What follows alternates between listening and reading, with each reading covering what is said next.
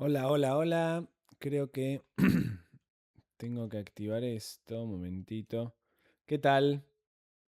Buenos días a todos y todas. Esto, déjenme que me aseguro que estamos grabando. Perfecto. Bueno, ¿qué tal? Bienvenidos a la clase 2 de Noma AI Academy. Hoy vamos a tener dos módulos en esta clase. Un primer módulo teórico, como venimos haciendo, con teoría sobre qué es un agente, cómo diferenciamos un agente de un LLM. Y luego vamos a mostrar en la parte práctica, en el segundo módulo, una demostración en realidad una serie de demostraciones de cómo podemos automatizar redes sociales o qué herramientas tenemos disponibles para esto de crear nuestro primer agente que pueda postear contenido en redes sociales. Sin más preámbulos, vamos a dar comienzo.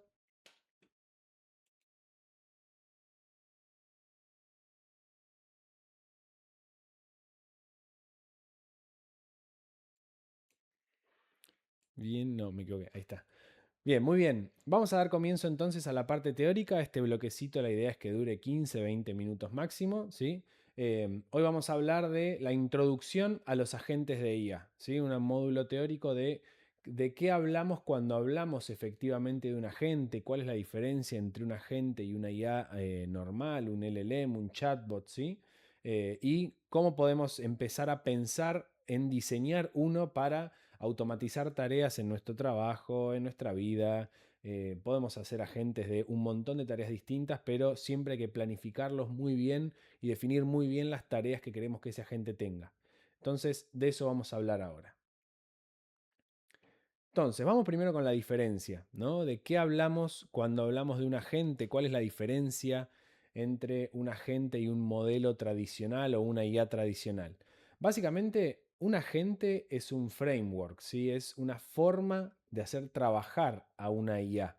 En el fondo, la IA sigue siendo el cerebro del agente, ¿no? Yo puedo tener un agente, ¿no? En un framework tipo OpenClaw, eh, que utiliza como cerebro a distintos LLMs, ¿sí? Puedo usar a Gemini, puedo usar a ChatGPT, puedo usar a Claude, puedo intercambiar cerebros según la tarea que yo quiero que ese agente haga, o puedo tener distintos cerebros según si tengo un swarm de agentes, no sé, un equipo de agentes colaborativo, puedo tener varios cerebros según la tarea específica de cada agente. De hecho, es lo mejor y lo más recomendable.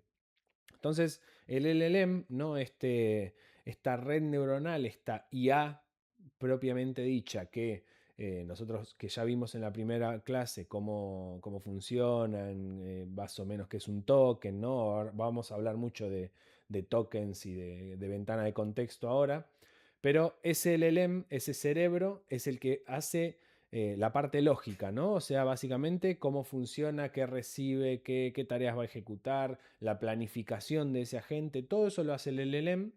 Y la parte de agéntica de este framework son básicamente las herramientas y las instrucciones que le vamos a dar.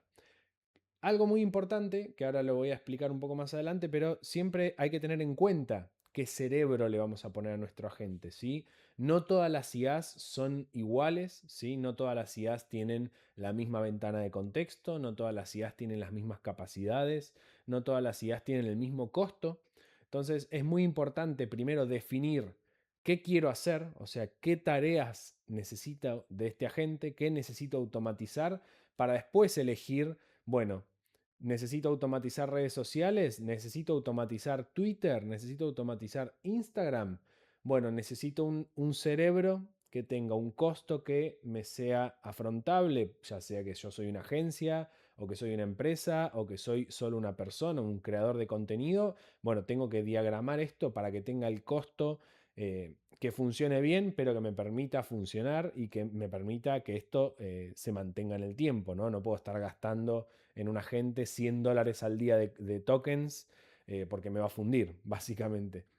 Entonces, el cerebro que uno utiliza es muy importante y hay tablas de costos que tienen que revisar antes de planificar todo. Por lo general, como regla general, siempre van a convenir para lo que son tareas generales el tipo de LLMs que se mencionan como Flash o Light, por ejemplo, Gemini 3 Pro Lite o Gemini 3 Pro Flash, o por ejemplo ChatGPT 5 Mini.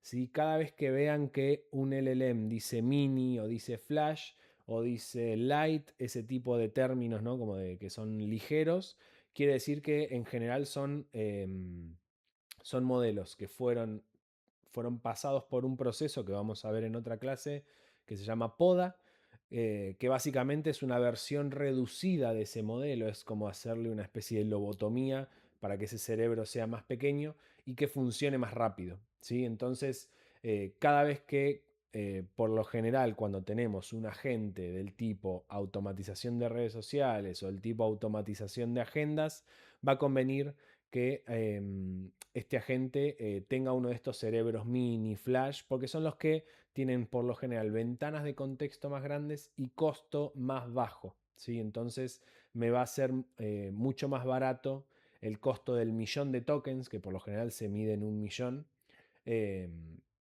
que hoy en día ese costo ronda desde el dólar hasta los 5 o 6 dólares por millón de tokens, ¿sí? Depende del modelo.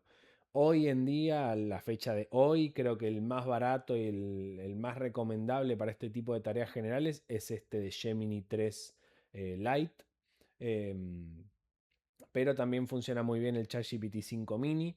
Claude es el modelo más caro para estas cosas, o la API de Claude es la más cara en líneas generales para estas cosas. Igual el modelo Sonnet tiene un precio competitivo y que funciona muy bien. Si queremos usar Opus, por ejemplo, que es el otro modelo de Anthropic, nos va a salir mucho más caro, ¿sí? Conviene usarlo porque es el más potente hoy en día del mercado, pero conviene usarlo en tareas muy específicas de programación o de manejo de base de datos, ese tipo de cosas donde necesitamos un agente que se equivoque lo menos posible, pero que sepamos que nos va a salir más caro. Entonces, en esta diferencia, ¿no? En esta construcción de este agente, siempre vamos a tener estas cuatro partes, ¿sí? El LLM, ¿sí? La IA que funciona como cerebro, las herramientas o tools, ¿sí? Que son todas las herramientas a las que este agente tiene acceso, ¿sí? Por ejemplo, un agente puede escribir y ejecutar código, un agente puede conectarse mediante una API, o mediante un MCP a un software, a un programa, puede conectarse a una base de datos, puedo tener conectores a través de API a YouTube para publicar automáticamente en YouTube o a casi cualquier red social como TikTok, Instagram, Meta.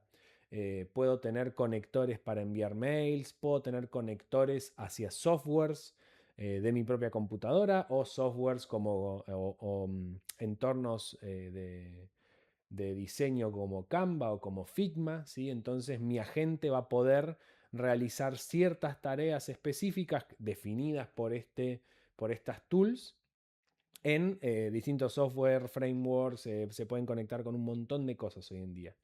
Después tenemos la memoria, ¿sí? Es el contexto permanente que va a definir principalmente quién es este agente, ¿no?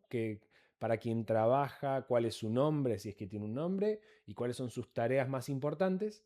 Pero también la memoria muchas veces define partes importantes del contexto que va a tener este agente. Por ejemplo, si yo tengo un agente para redes sociales, la memoria va a definir el tono, ¿no? El tono de la marca, la paleta de colores con la que tiene que producir imágenes, si es que voy a hacer que mi agente produzca imágenes.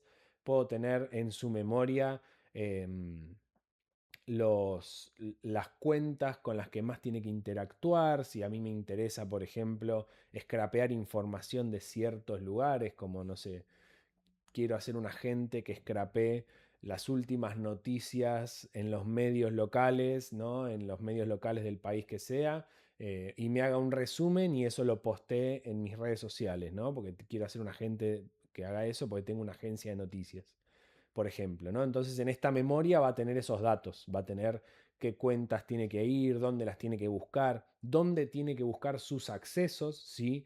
Nunca, nunca por temas de seguridad, yo tengo que tener los accesos, ¿no? Este agente va a tener información sensible, tanto de la empresa como, por ejemplo, información como las API keys para conectarse a Meta, a Twitter, a LinkedIn, si le quiero dar acceso a LinkedIn, y todos estos accesos, todas estas claves, ya sean claves públicas, privadas, etcétera, tienen que estar guardadas en un archivo que la gente tenga acceso, pero que no esté directamente en su archivo de memoria, ¿sí? Todos los agentes, o el 90% de los agentes hoy en día, usan un tipo de archivos que llaman Markdowns o M.md, que son básicamente un archivo de texto, pero que está eh, configurado, digamos, para que la gente entienda y pueda leer rápidamente y entender el contexto de quién es. Y acá viene uno de los primeros puntos críticos, que yo ya mencioné en la clase pasada, pero lo voy a volver a recalcar.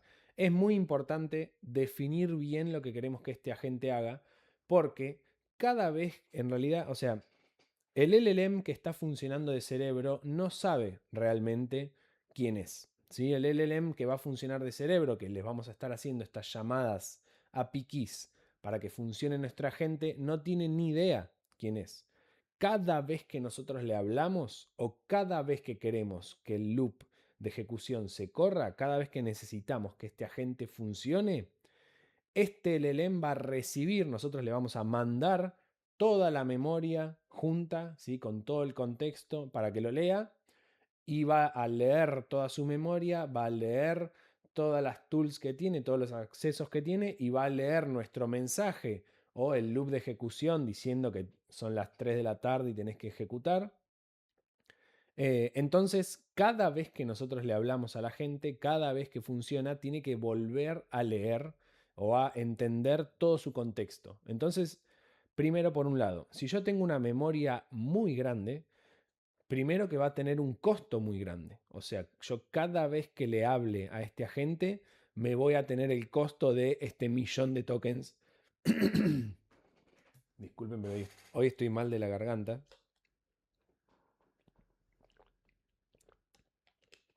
Cada vez que le hablemos a la gente, va a tener este costo de leer su propia memoria. ¿Sí? Entonces, incluso cuando le decimos gracias, tiene que volver a leer todo su contexto. Entonces, muchas veces hay que hasta hacer más eficiente la forma en la que le mandamos mensajes para no estar generando un costo excesivo. Porque esto no solo nos trae un problema de costo, sino también muchas veces de límites en los planes que uno tenga. Por ejemplo, si vos te creaste una cuenta nueva en developers en ChatGPT para poder hacer un agente de OpenClaw, como tu cuenta es muy nueva, por más que vos pagues, por más que vos le quieras cargar $100 de API keys, $100 para las API keys y que funcione todo lo que quiera, el propio ChatGPT te va a dar un límite. ¿Sí? Cada usuario tiene un límite de uso de esa herramienta para no sobrecargar básicamente la respuesta de los servidores de ellos y no estar que una sola persona te esté chupando toda la capacidad de cómputo, ¿no? Entonces, en especial cuando mi cuenta es muy nueva, me voy a tener un límite muy bajo y les puede llegar a pasar muy seguido si tenemos una memoria muy grande que nuestro agente dice llegaste a tu límite de uso, no te puedo responder más hasta las 5 de la tarde o hasta las 3 de la tarde. Entonces nosotros creemos que nuestro agente está vivo las 24 horas del día y en realidad tiene un límite de capacidad de carga, ¿sí? Que esa capacidad de carga está dada por el costo que tiene, porque esto consume plata mientras funciona, ¿sí? Siempre que estamos siempre hablando de agentes conectados por API Keys. em, y tiene un límite de esto de los límites que te imponen las distintas empresas de IA para que vos no le consumas, no te consumas básicamente un montón de poder de cómputo y haya para todos los usuarios más o menos por igual. Si uno tiene una cuenta ya con más antigüedad, Claude, ChatGPT por lo general te van subiendo los límites. Si ven que sos un usuario que está gastando, que está utilizando el servicio de API Keys y lo utilizás habitualmente, te van subiendo los límites o vos también podés pedir que te suban los límites sacando una cuenta más cara, una suscripción más cara, por ejemplo a Claude, sacando una suscripción del Claude Max, pagando $100 al mes, tenés mucho más límite, ¿no? Eh, pero esto es algo que tienen que tener en cuenta porque si no van a estar armando su agente, va a estar todo funcionando bárbaro y de pronto la gente tiraron un par de mensajes y ya se quedó sin límite de poder de cómputo para funcionar. Y ahí viene el último punto que es el loop de ejecución. El agente, por lo general, la mayor parte de los agentes, si nosotros de verdad queremos que sean autónomos, siempre tienen que tener un trigger, ¿sí? O sea, un trigger es algo que los dispara, algo que los hace funcionar. Eh, este algo que los hace funcionar suele ser un loop tipo un mensajito que se dispara cada tanto o una ejecución, ¿sí? Puesta en el entorno donde yo lo esté programando. Ahora vamos a ver, cuando veamos los casos prácticos, eh, cómo puede hacerse esto con Claude y cómo puede hacerse en OpenClaw, que básicamente es un despertador. O sea, vos le pones una alarma para que cada media hora, cada 15 minutos, cada 3 horas, cuando sea, ejecute su tarea. Este trigger también puede ser a demanda. El trigger puede ser un mensaje tuyo, ¿sí? Yo, por ejemplo, tengo, o nosotros en Noma tenemos una agente que es Claudia, que es nuestra CM, que trabaja de dos maneras. Una vez al día ejecuta este loop de funcionamiento y va y revisa cuentas y programa sus publicaciones al día, pero también está disponible para que si alguien de la empresa o si yo le mando un mensaje por Telegram diciéndole quiero que postes esto, esto y esto, va y lo postea automáticamente. Entonces este agente tiene dos triggers. Tiene su loop de ejecución una vez al día, que planifica todos los posteos que va a hacer ese mismo día, y después este trigger que es el mensaje de Telegram que recibe, y al recibir ese mensaje de Telegram ejecuta el mismo loop de publicación. Arma el copy, descarga el video si es que le pasamos un video o la imagen o lo que sea, arma el copy y publica en las redes que uno quiere que publique, por ejemplo. Entonces, los agentes, para ser realmente un agente automatizado, necesita un trigger. No la IA, ¿no? El LLM por sí solo no va a despertarse y decir, uy, tenía que ir a trabajar y ejecutar este loop de ejecución. Sí o sí necesita que nosotros programemos ese trigger o que lo hagamos automáticamente. O por ejemplo, un trigger también puede ser un mail, si estamos hablando de un agente o de un sistema automatizado en N8N, puede ser un webhook, puede ser un mail, puede ser incluso podemos tenerlo programado con triggers que sean ejecuciones o el lanzamiento de algo y que eso dispare un webhook que levanta a nuestro agente. O sea, hay un montón de maneras de hacerlo funcionar, pero siempre sepan que necesito que algo los haga funcionar, ¿sí? O sea, por sí solos el LLM nunca va a razonar y va a decir, uy, tengo que ejecutar esta tarea. Sí o sí necesito ese trigger que lo despierte y que lo haga funcionar. ¿Qué es una tool entonces? Una tool básicamente es una función que la gente decide cuándo y cómo usar o que está embebida en su memoria. En la memoria por lo general se le pone, estas son tus tools, estos son lo que tenés para hacer, esta es la forma en la que te podés conectar. La mayor parte de los agentes se pueden configurar junto con el agente. Ahora en la parte práctica lo vamos a ver, pero no hace falta uno mismo configurar todas las tools, sino que le podés decir en un chat, quiero que te conectes a tal, conectate con tal conector y el agente mismo va a armar su framework la primera vez cuando lo estoy diseñando. El agente mismo va a poder armar todas las herramientas que necesite y después ya queda armado para funcionar más adelante. Como les digo, hay un montón de tools y un montón de conectores distintas, cada vez salen más, o sea que esto encima cada vez es más fácil. Antes, por ahí antiguamente hace 6 meses, uno tenía que programar muchas tools. Hoy en día las propias software o las propias empresas desarrollan las tools para que estos agentes funcionen, ¿no? Como Canva, Supabase para base de datos, Vercel, o sea, hay un montón de empresas que ellas mismas hacen los MCPs o hacen los conectores y te brindan el plugin para Claude, para OpenClaw, para el que sea, para que vos directamente vayas, lo conectes y sea muy plug and play para el usuario, que sea rápidamente, fácilmente de resolver y directamente ya lo tenés listo para la gente. Empezar hoy en día es muy sencillo. Yo les voy a mostrar 2/3, en realidad son dos, pero una es una automatización que no es un agente, pero más o menos, que son Claude y OpenClaw, básicamente que son las automatizaciones que tenemos nosotros funcionando en Noma. Yo la clase pasada ya les había dicho lo mismo. Hoy en día recomiendo para alguien que esté empezando descargarse Claude, sacarse la licencia de $20 al mes y con eso ya tenemos No van a tener un límite de capacidad muy alto, pero ya tienen todas las herramientas necesarias para empezar a poder programar su primer agente.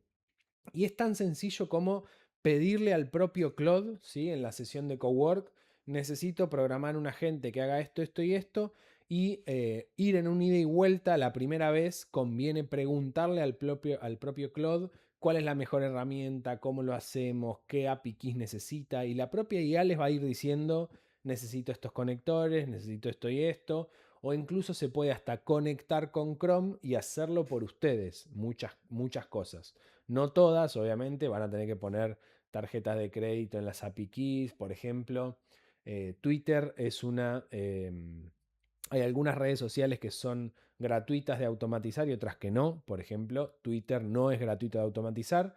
Se puede pseudo automatizar a través de Claude con Chrome y que Claude use Twitter en Chrome, pero no es la mejor idea porque si Twitter detecta que nuestro contenido, que hay una IA manejando la cuenta, te van a banear la cuenta o te van a bajar el límite de posteo que podés hacer, o sea, puede traerles problemas.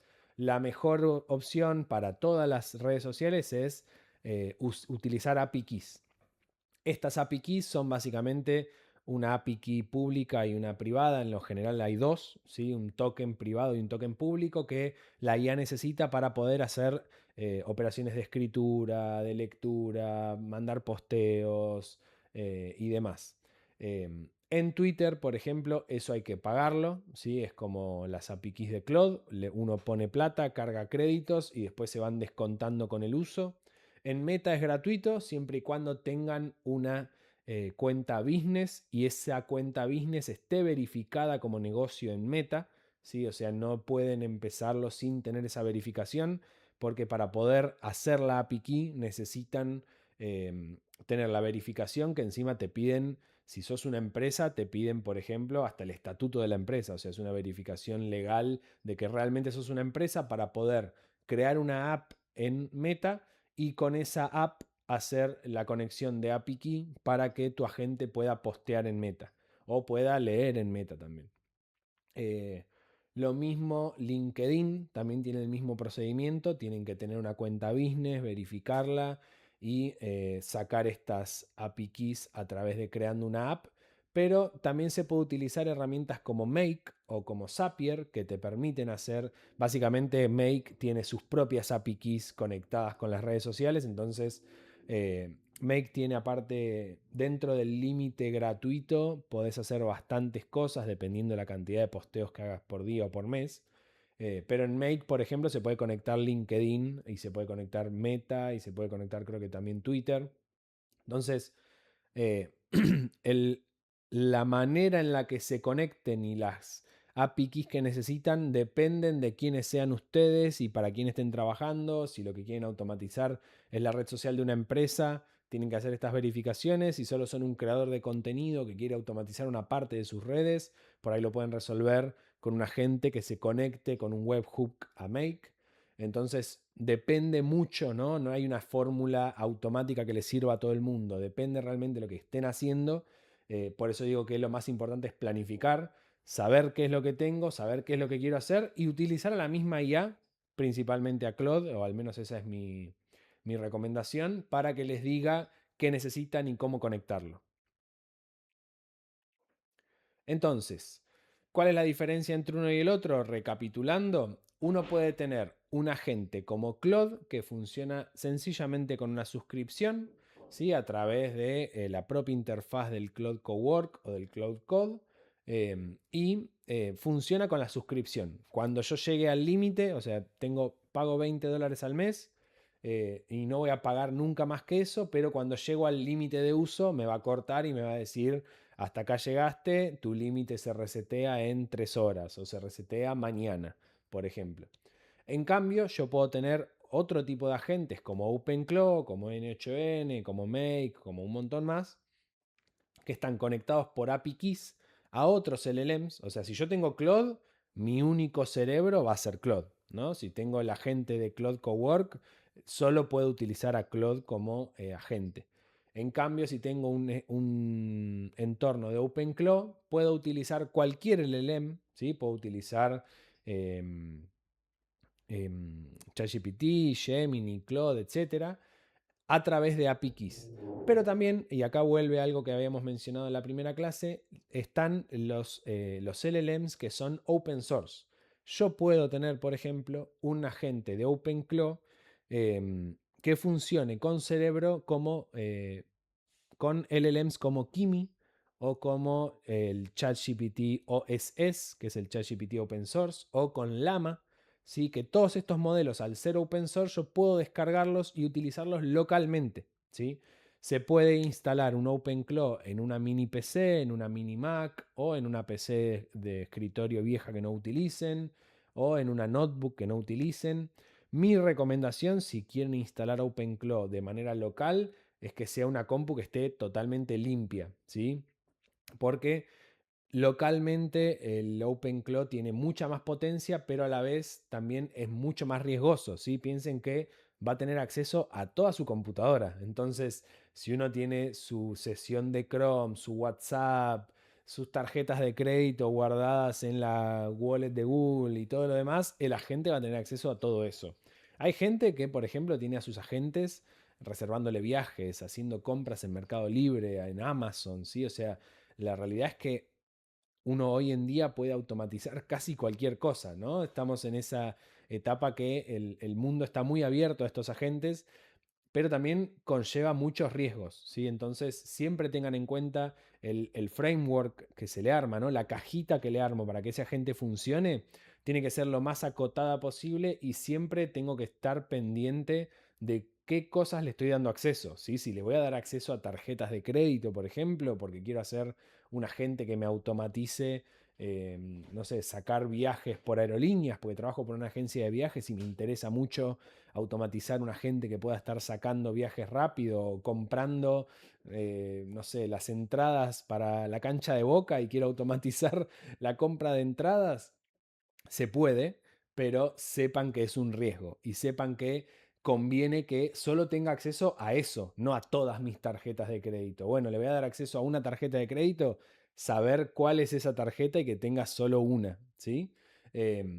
Y si los instalamos localmente, ahí la gran diferencia son dos cosas. Primero, el costo, ¿sí? Siempre que use un modelo open source que lo instalo localmente, ese modelo me sale prácticamente gratis, digamos. Tengo el costo de amortización de esa notebook, esa compu, esa mini Mac, pero su funcionamiento no voy a tener este costo de llamadas API, ¿sí? Que es un costo que puede ser muy alto.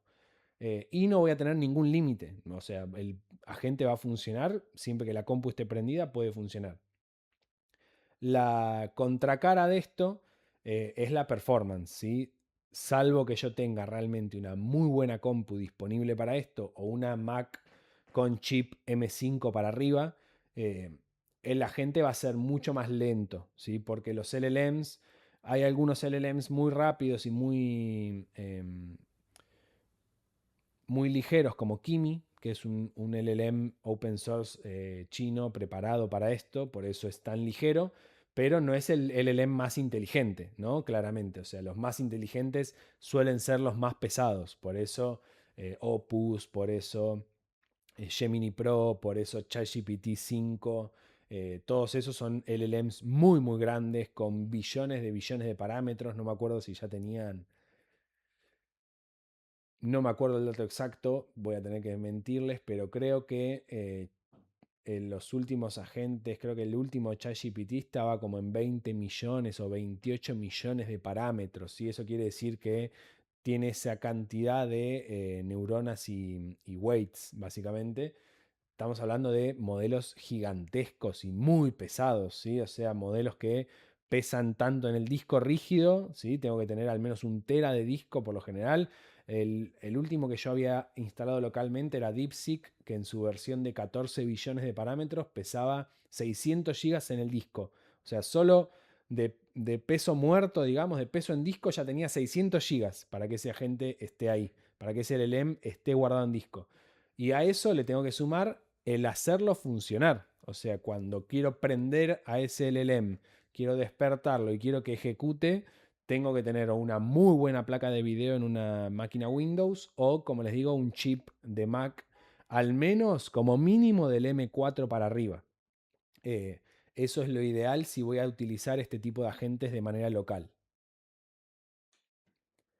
Otra parte muy importante es eh, quién va a tener acceso a este agente, ¿sí? Si yo voy a tener, por ejemplo, un agente de WhatsApp, porque me interesa, no sé, tengo una empresa con una agencia que recibe muchos mensajes de WhatsApp y quiero automatizar mi WhatsApp para que no sea, o sea, obviamente ya hay automatizaciones de WhatsApp con ManyChat, por ejemplo, mucho más fáciles de implementar, pagas una suscripción y lo implementas, pero que por lo general no parecen o no pueden simular que estás hablando con un agente, ¿no? Con un humano. Lo más potente de este tipo de agentes es que pueden entablar una conversación larga, ¿no? Es como cualquier LLM. Otro tipo de automatizaciones como ManyChat o como este tipo de mensajes automáticos de WhatsApp, por lo general están armados en un sistema de mensajes preconfigurados y uno se da cuenta muy rápido que es un mensaje preconfigurado, ¿no? Que no estoy entablando una conversación con alguien o algo que puede entablar esta conversación, sino que directamente me responde con un montón de respuestas prearmadas y queda ahí. La diferencia de esto es que un LLM puede entablar una conversación. También esto conlleva un riesgo de que si yo le doy acceso a cualquier persona a que hable con mi LLM, tengo que tener muy bien definido qué guardrails, ¿sí? O sea, qué restricciones le voy a dar a ese LLM para que, no, para que por un lado, no revele información que no tiene que revelar, ¿sí? Si yo a mi agente le doy API keys para conectarse a Gmail, pero va a recibir mensajes de gente externa, necesito saber que esas dos cosas no se mezclen, ¿no? Que no pueda venir un usuario malintencionado y decirle, dame todos tus passwords de acceso, dame tus API keys, porque se las puede llegar a robar, ¿sí? Porque hoy en día esta tecnología todavía es muy nueva, si bien hay LLMs más inteligentes que otros y conviene usar los más inteligentes por lo general porque son también los más robustos en cuanto a seguridad. Siempre sepan que un LLM es una potencial puerta de entrada para alguien que me quiere extraer información o que sencillamente si sabe que yo tengo conectado un LLM con API Keys, puedo generarte un gasto de plata enorme solo molestándolo. Le hablo todo el día a tu LLM, le hablo todo el día a tu agente de IA y te voy a rápidamente consumir los créditos que vos tenés armados para que ese agente funcione. Entonces es muy importante tener en cuenta este tipo de cosas y, por ejemplo, se le pueden poner restricciones para decir máximo le podés contestar a cada persona 3 mensajes cada 24 horas. Entonces, si una persona le quiere escribir todo el día para molestarlo o para ocasionarnos gasto de plata, el LLM le contesta 3 mensajes y al tercer mensaje espera 24 horas para volverle a contestar a esta persona, por ejemplo, ¿no? Como un caso de uso. También puedo decirle, tus respuestas son estas y no te puedes correr de acá. Eso tiene ciertas formas de ser vencido, ¿sí? ¿Se acuerdan cuando hablamos la clase pasada em, de prompt injections, ¿sí? Y de alucinaciones? Que si yo estiro el límite de la ventana de contexto de un LLM, ¿no? Si mi conversación se va haciendo muy, muy larga, puedo empezar a confundirlo o empieza a perder, se empieza a diluir el contexto de esa conversación y empiezo a llegar al límite de lo que el LLM entiende y se puede empezar a olvidar sus restricciones incluso. Entonces es una táctica muy común de la gente que se dedica a tratar de vulnerar estos sistemas, escribirle conversaciones larguísimas. Mientras más extiendo la conversación, más chances tengo yo de vulnerar su funcionamiento. Por eso es que les digo que si mi agente va a tener acceso a mi mail o a mi WhatsApp o a mi Telegram, tengo que tener muy bien definido estas normas de seguridad o muy bien definido quién le puede hablar y quién no. Y directamente decirle, mira, vos solo podés recibir mails o solo podés leer los mails de la gente que esté dentro del mismo dominio de la empresa, por ejemplo. Entonces, por ahí recibe otros mails, pero solo le digo que específicamente lea esta lista de usuarios de 15 usuarios, porque yo ya sé que nadie dentro de la empresa, o si alguien dentro de la empresa se maneja de manera malintencionada, tengo los datos de esa gente porque es parte de mi empresa, ¿no? O por ejemplo, si lo voy a tener en Telegram o en WhatsApp, lo restrinjo a que específicamente sí o sí le conteste a estos números de teléfono. O que si va a hablar con más de, que si va a ser un agente que está abierto a toda la comunidad, no pueda contestar más de 2, 3, 4 mensajes por día del mismo número de teléfono para no vulnerar esto del límite de la ventana de contexto, ¿no? Por ejemplo. Entonces, todas estas son decisiones que uno tiene que hacer previamente. Luego, finalmente, la mayoría de los errores con agentes no son técnicos, sino son de diseño. ¿Sí? Es muy importante esta planificación previa. No es decir, voy a instalar OpenClaw, instalamos OpenClaw, porque me voy a encontrar con todas estas vulnerabilidades o voy a generar vulnerabilidades en mi empresa, en especial si laburamos con datos de usuarios o con capital o con tarjetas de crédito, con lo que sea.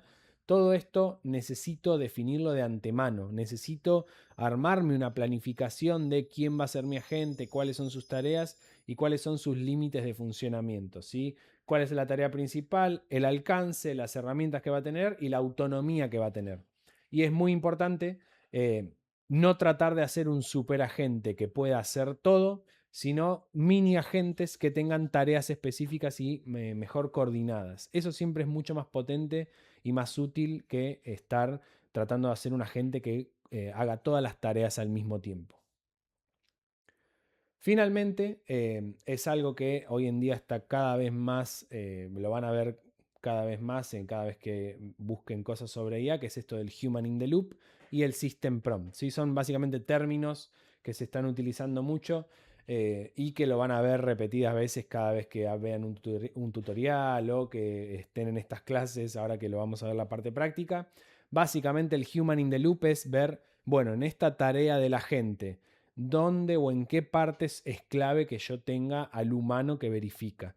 Por ejemplo, si voy a automatizar mis redes sociales, yo por ahí le puedo dar libertad total a la gente y decirle, vos publicá, o le puedo decir, antes de publicar, me mandas un mensaje de Telegram o me mandas un mail con el copy de la publicación y el contenido y yo te digo que sí, que no, o las modificaciones que haya que hacerle.